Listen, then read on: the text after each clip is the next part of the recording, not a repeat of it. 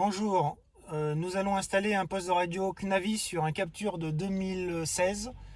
Donc là on va commencer par démonter le poste actuel. Alors pour ça il suffit simplement de prendre un outil en plastique et de passer derrière et de déboîter les fixations. Voilà. Donc apparemment, il faudra sûrement, par rapport au nouveau modèle, réutiliser les pattes jaunes. On verra ça un peu plus tard lorsqu'on va refixer le nouveau poste de radio. Ensuite, ce qu'on va faire, c'est qu'on va dévisser le poste actuel.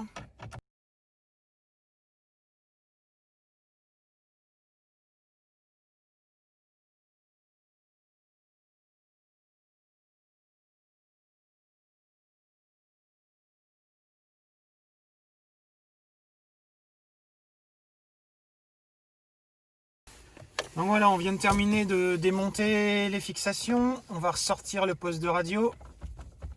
Non, il n'y a pas besoin. Il n'y a pas besoin de démonter. Voilà.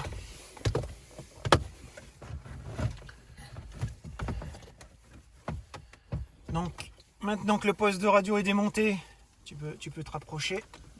Il y a plusieurs prises derrière à démonter. Il y a la prise là où arrive l'alimentation. Il y a un certain nombre de câbles de haut-parleurs. Et il y a ces deux autres prises là. Donc je vais commencer par celle-ci. Donc, il faut juste appuyer sur la petite languette. Ici, une petite languette également. Et ici, également languette. Voilà. Là maintenant, il y a l'antenne à démonter. Donc il faut sortir la petite languette ici. Appuyer dessus. Et le sortir.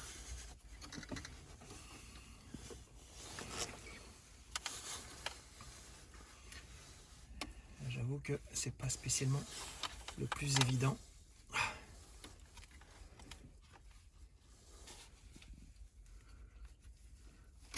Voilà. Poste de radio enlevé.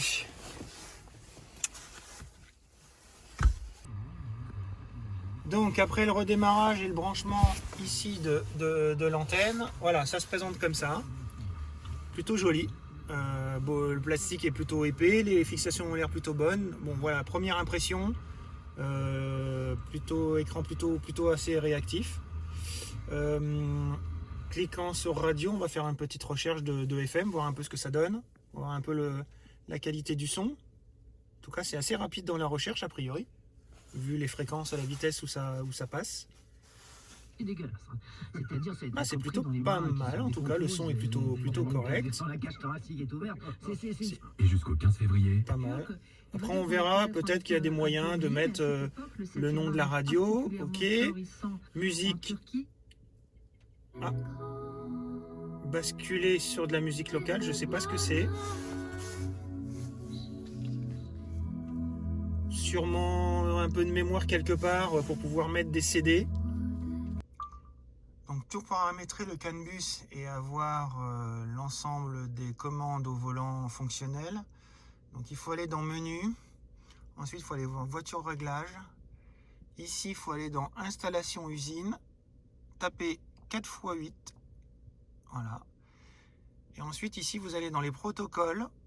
Et ce qu'il faut paramétrer dans la liste ici, c'est Rise, là que l'on voit là, et choisir Renault.